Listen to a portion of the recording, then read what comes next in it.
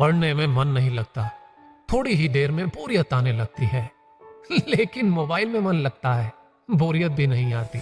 और अगर कोई टोके ना तो तुम तो आधी रात तक लगे रहते हो टकटकी लगाए अपने मोबाइल में फालतू की टाइम पास चीजों को देखने में।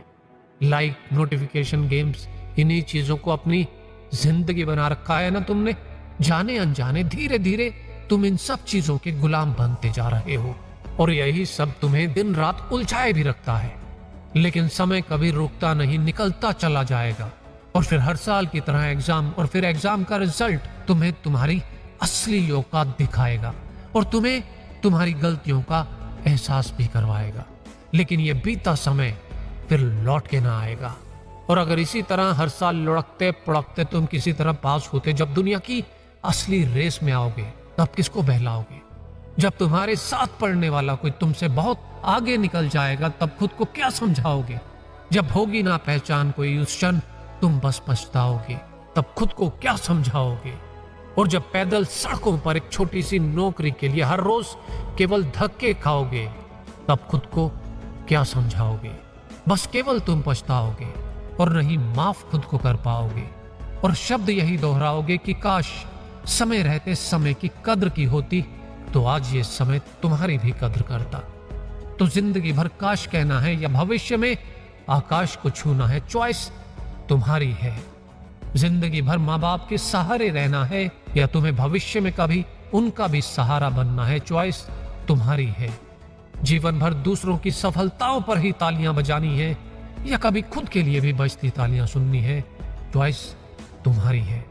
और मत सोचो कि तुमसे ना हो पाएगा, क्योंकि अगर तुम्हारी क्लास में कोई एक कर सकता है तो तुम भी कर सकते हो। तुम्हारी क्लास का टॉपर भी एक इंसान ही तो है, बिल्कुल तुम्हारी ही तरह। बस फर्क इतना है कि वो पढ़ता है क्लास में टॉप आने के लिए और तुम पढ़ते हो बस किसी तरह पास हो जाने के लिए। वो पढ़ता है अपने जीवन में किसी लक्ष्य के लिए और तुम पढ़ते हो केवल पढ़ने के लिए कि किसी तरह बस काम चल जाए। बस यही फर्क है जो उसे टॉपर और तुम्हें एक एवरेज स्टूडेंट बनाता है, क्योंकि वो जानता है कि पढ़ाई ही वो रास्ता है जो उसे उसके लक्ष्यों तक ले जाने में उसकी मदद करेगी। फर्क केवल सोच का है। सोच बदलो, समस्याएं बदल जाएंगी।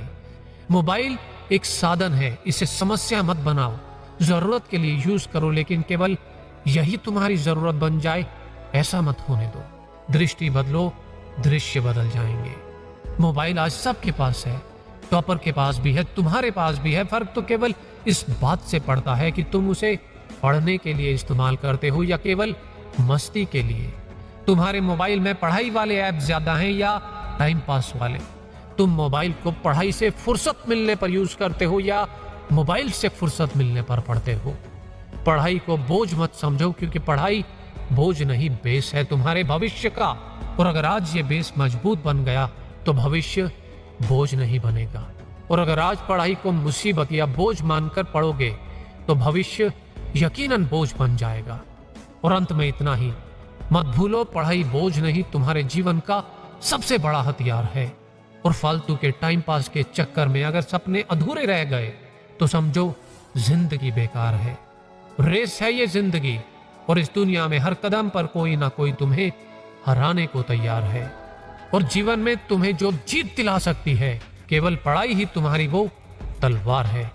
दोस्तों, अगर इस वीडियो ने आपके अंदर एक चिंगारी जलाई हो तो इसे अपने सभी दोस्तों के साथ जिन्हें पढ़ाई बोझ और मुसीबत लगती है, उनके व्हाट्सएप और फेसबुक पे शेयर जरूर कर देना। धन्यवाद।